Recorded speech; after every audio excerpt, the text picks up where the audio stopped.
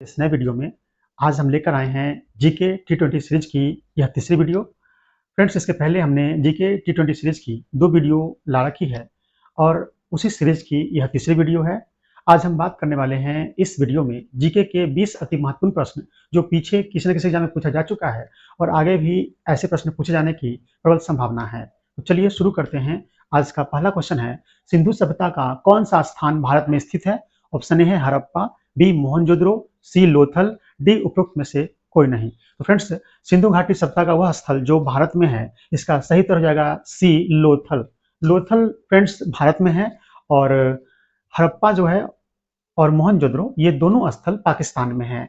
हड़प्पा पाकिस्तान के मांटगोमरी जिला में है फ्रेंड्स, जो पंजाब प्रांत का जिला है, और मोहनजोदड़ो पाकिस्तान के सिंध प्रांत में लरकाना जिला में स्थित है मोहनजोदड़ो। और लोथल जो भारत में है यह गुजरात में स्थित है फ्रेंड्स। तो इस तरीके से सिंधु सभ्यता का वह स्थल जो भारत में स्थित है, इसका उत्तर हो जाएगा लोथल। चलिए फ्रेंड्स, दूसरा क्वेश्चन देखते हैं। सबसे पुराना वेद कौन सा है? ऑप्शन ए है यजुर्वेद, ऋग्वेद, सामवेद, अथर्ववेद। इसका सही उत्तर हो जाएगा ऑप्शन बी ऋग्वेद। वेदों की संख्या 4 है और ये चारों वेदों में सबसे पुराना वेद है ऋग्वेद। ऋग्वेद, सामवेद, यजुर्वेद और अथर्ववेद, इन चारों वेदों में सबसे पुराना है ऋग्वेद। ऋग्वेद 10 मंडल में बटा हुआ है। फ्रेंड्स, आप जानकर आश्चर्य कीजिएगा कि दुनिया का सबसे पहला प्रमाणिक ग्रंथ है ऋग्वेद। यानी दुनिया में अगर कहीं कोई ग्रंथ पहली बार बना है तो वह है ऋग्वेद। आइए फ्रेंड्स, अब देखते हैं क्वेश्चन नंबर 3।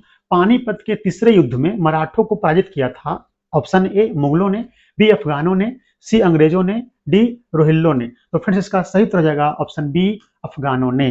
अफगान शासक अहमद शाह अब्दाली ने मराठों पर यह आक्रमण किया था और यह युद्ध हुआ था 1761 ईस्वी में।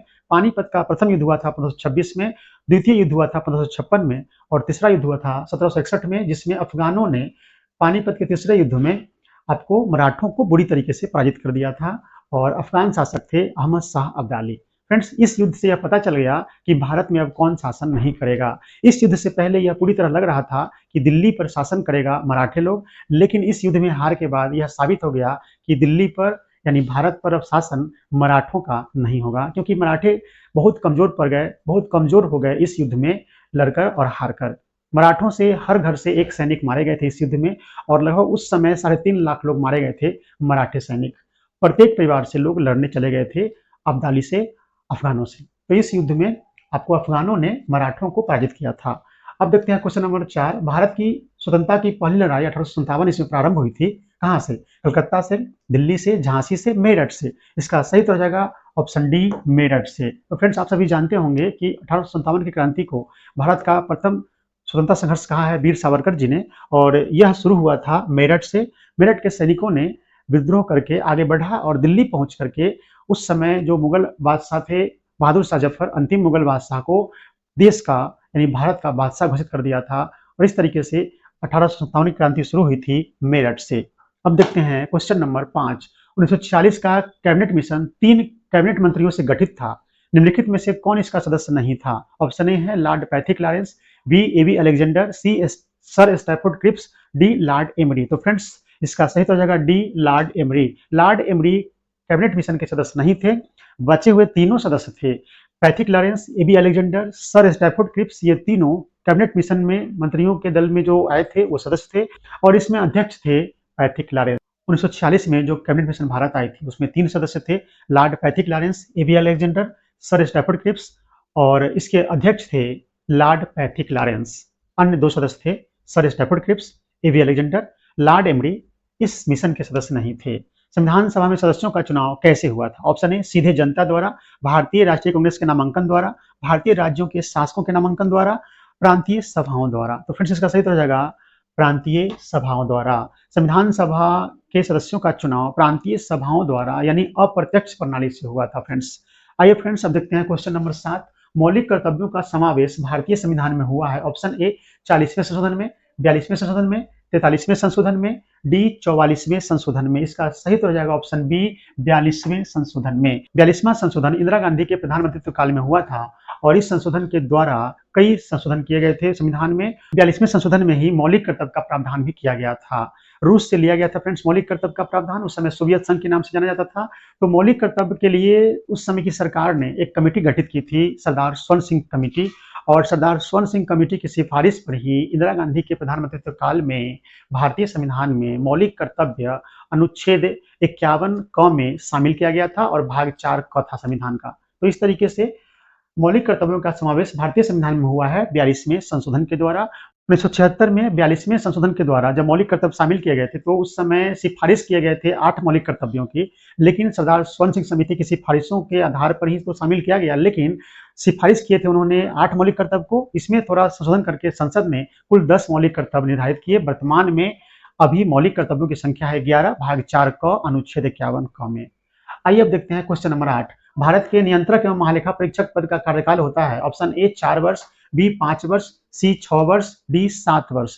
इसका सही उत्तर हो जाएगा ऑप्शन सी। फ्रेंड्स, भारतीय संविधान के भाग 5 में अनुच्छेद 148 में भारत के नियंत्रक एवं महालेखा परीक्षक पद की व्यवस्था की गई है और इसकी नियुक्ति होती है राष्ट्रपति के द्वारा और इसका कार्यकाल होता है 6 वर्ष या 65 वर्ष की आयु तक, इनमें से जो पहले हो। तो यहाँ उत्तर हो जाएगा 6 वर्ष। आइए अब देखते हैं क्वेश्चन नंबर 9। भाषा जो हमारे भारतीय संविधान की 8वीं अनुसूची में सम्मिलित नहीं है option A Gujarati, B Kashmiri, C Rajasthani, D Dogri. इसका सही उत्तर हो जाएगा ऑप्शन सी राजस्थानी। राजस्थानी भाषा भारतीय संविधान की 8वीं अनुसूची में शामिल नहीं है। आप सभी जानते होंगे कि भारतीय संविधान की 8वीं अनुसूची में कुल 22 भाषा है, तो राजस्थानी उन 22 भाषाओं में शामिल नहीं है। आइए अब देखते हैं क्वेश्चन नंबर 10। जो व्यक्ति संसद का सदस्य नहीं है केंद्रीय मंत्री रह सकता है ऑप्शन ए 1 वर्ष, बी 6 माह, सी 3 माह, डी 1 माह। इसका सही उत्तर हो जाएगा ऑप्शन बी 6 माह। जो व्यक्ति संसद का सदस्य नहीं है और केंद्रीय मंत्री बन जाते हैं तो अधिकतम 6 महीने तक ही वह मंत्री पद पर रह सकते हैं। 6 महीने के बाद उन्हें मंत्री पद छोड़ देना होता है, यानी इसके बाद वो लोकसभा या राज्यसभा के सदस्य बन जाएंगे तभी आगे कंटिन्यू रहेंगे। इस तरीके से कोई व्यक्ति जो किसी सदन का सदस्य नहीं है वह अधिकतम 6 महीने तक मंत्री रह सकता है। यह संविधान में प्रावधान किया गया है। बाद में अगर वो सदस्य बन जाते हैं तो आगे कंटिन्यू मंत्री रहेंगे, वरना उन्हें पद खाली करना पड़ जाएगा। फ्रेंड्स, आइए अब देखते हैं क्वेश्चन नंबर 11। टोडा एक जनजाति है जो निवास करती है ऑप्शन ए अरावली पहाड़ियों पर, बी मध्य प्रदेश में, सी नीलगिरी की पहाड़ियों पर, डी विंध्याचल की पहाड़ियों पर। इसका उत्तर हो जाएगा सी नीलगिरी की पहाड़ियों पर। जो हमारा सीरीज लगातार देख रहे हैं उन्हें यह पता होगा कि टोडा जनजाति तमिलनाडु में निवास करती है और तमिलनाडु में ही नीलगिरी की पहाड़ी है, वहीं पे टोडा जनजाति निवास करती है। यह ऐसी जनजाति है जिनकी आजीविका भैंस पालन पर निर्भर करती है। फ्रेंड्स, क्वेश्चन नंबर 12 है। भारत में सर्वाधिक गेहूं उत्पादक प्रदेश है option A Bihar, B Haryana, C Punjab, D Uttar Pradesh. इसका सही उत्तर हो जाएगा डी उत्तर प्रदेश। भारत में सबसे अधिक गेहूं का उत्पादन उत्तर प्रदेश में होता है, लेकिन प्रति हेक्टेयर उत्पादन की बात करेंगे तो उस मामले में पंजाब आगे है, यानी कम जमीन में ज्यादा उत्पादन करती है पंजाब, लेकिन सबसे अधिक उत्पादन में जो प्रथम स्थान है वो है उत्तर प्रदेश का। अब बात करते हैं भारत का दुनिया में गेहूं उत्पादन में कौन सा स्थान है। तो फ्रेंड्स, भारत का दुनिया में गेहूं उत्पादन में दूसरा स्थान है। तो प्रथम स्थान किसका है? तो चीन का है। अब आइए बात करते हैं कि बिहार में गेहूं उत्पादन में सबसे अधिक उत्पादन किस जिले में होता है। तो फ्रेंड्स, यह रोहतास होगा। बिहार के रोहतास जिले में बिहार में गेहूं का उत्पादन सबसे अधिक होता है। तो इस तरीके से जाना गया कि दुनिया में गेहूं का उत्पादन सबसे अधिक चीन में, भारत का स्थान दूसरा। भारत में गेहूं का उत्पादन सबसे अधिक उत्तर प्रदेश में, प्रति हेक्टेयर उत्पादन में प्रथम स्थान है पंजाब का, और बिहार में गेहूं का उत्पादन सबसे अधिक होता है रोहतास में। बिहार का भारत के राज्यों में गेहूं के उत्पादन में कौन सा स्थान है, कमेंट करके बताइए। आइए फ्रेंड्स, अब देखते हैं क्वेश्चन नंबर 13। पृथ्वी के सबसे नजदीक ग्रह कौन सा है? ऑप्शन ए मंगल, बी बुध, सी शुक्र, डी शनि। इसका सही उत्तर हो जाएगा ऑप्शन सी शुक्र। 14 नंबर प्रश्न है, सवाना घास मैदान कहाँ है? ऑप्शन ए अफ्रीका में, ऑस्ट्रेलिया में, सी यूरोप में, डी उत्तरी अमेरिका में। इसका सही उत्तर हो जाएगा ऑप्शन ए अफ्रीका में। 15वां प्रश्न है, बिहार का सर्वाधिक जूट उत्पादक जिला कौन सा है? फ्रेंड्स, ऑप्शन है सिवान, गया, वैशाली, पूर्णिया। इसका सही उत्तर हो जाएगा ऑप्शन डी पूर्णिया। फ्रेंड्स, आपको जानकर यह खुशी होगी कि दुनिया में जूट के उत्पादन में भारत का पहला स्थान है और बांग्लादेश का दूसरा स्थान है। भारत में जूट का उत्पादन सबसे अधिक पश्चिम बंगाल में होता है, बिहार का स्थान दूसरा है, तीसरा स्थान है आपको असम का। यहाँ क्वेश्चन पूछा गया है कि बिहार का सर्वाधिक जूट उत्पादक जिला कौन है? तो पूर्णिया है। आइए अब देखते हैं क्वेश्चन नंबर 16। धूप से बचने के लिए छाते में रंग संयोजन निम्न में से कौन सबसे उचित है? ऑप्शन ए ऊपर काला नीचे उजला, बी ऑप्शन है ऊपर उजला नीचे काला, सी मात्र काला, डी मात्र उजला। इसका सही उत्तर हो जाएगा ऑप्शन बी ऊपर उजला नीचे काला। फ्रेंड्स, अब देखते हैं क्वेश्चन नंबर 17। इंसुलिन एक प्रकार का ऑप्शन ए हार्मोन है, बी एंजाइम है, सी विटामिन है, डी नमक है। फ्रेंड्स इसका सही उत्तर हो जाएगा ऑप्शन ए हार्मोन है। फ्रेंड्स अब देखते हैं क्वेश्चन नंबर 18। मनुष्य का औसत रक्तचाप होता है option A 60/100, B 20/80, C 60/140, D 120/80। इसका सही उत्तर हो जाएगा ऑप्शन डी 120/80। आइए अब देखते हैं क्वेश्चन नंबर 19। भारत के मुख्य निर्वाचन आयुक्त कौन है?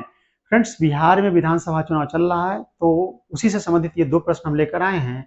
भारत के मुख्य निर्वाचन आयुक्त कौन है? Option A Gyanesh Kumar, B Praveen Sood, C Sanjay Malhotra, D Vivek Joshi. इसका उत्तर हो जाएगा ऑप्शन ए ज्ञानेश कुमार। आज का 20वां और अंतिम प्रश्न है, बिहार के मुख्य निर्वाचन पदाधिकारी कौन है? Option A HR. Srinivasan, B Vinod Singh Gunjiyal, C Pratyay Amrit, D Amritlal Meena. इसका सही उत्तर हो जाएगा विनोद सिंह गुंजियाल। बिहार के मुख्य निर्वाचन अधिकारी हैं अभी वर्तमान में विनोद सिंह गुंजियाल, जिनके नेतृत्व में बिहार में विधानसभा चुनाव की प्रक्रिया शुरू हो चुकी है और भारत के मुख्य निर्वाचन आयुक्त हैं ज्ञानेश कुमार जी। तो इस तरीके से हमने आज की सीरीज में जो T20 सीरीज की तीसरी वीडियो है, जीके T20 सीरीज की यह तीसरी वीडियो है। इस वीडियो में हमने आज डिस्कस किया जीके के 20 अति महत्वपूर्ण प्रश्न जो पीछे किसी न किसी एग्जाम में पूछा जा चुका है और आगे भी पूछे जाने की प्रबल संभावना है। आगे आने वाली महत्वपूर्ण परीक्षाएं हैं बीपीएससी 72, बीपीएससी एईडीओ और BSSC CGL four, BSSC inter level, Bihar दरोगा, बिहार पुलिस और अन्य प्रतियोगिता परीक्षाएं जो देश और बिहार में होती हैं। तो जीके T20 सीरीज की वीडियो लगातार देखें, यह आने वाली परीक्षाओं के लिए काफी महत्वपूर्ण होने वाला है और इसे शेयर कर दे अपने दोस्तों के साथ। फेसबुक पर देख रहे हैं तो फॉलो कर लीजिए, यूट्यूब पर देख रहे हैं तो चैनल को सब्सक्राइब कर लीजिए, वीडियो को लाइक और शेयर कर दीजिए। बहुत बहुत धन्यवाद, मिलते हैं अगले वीडियो में।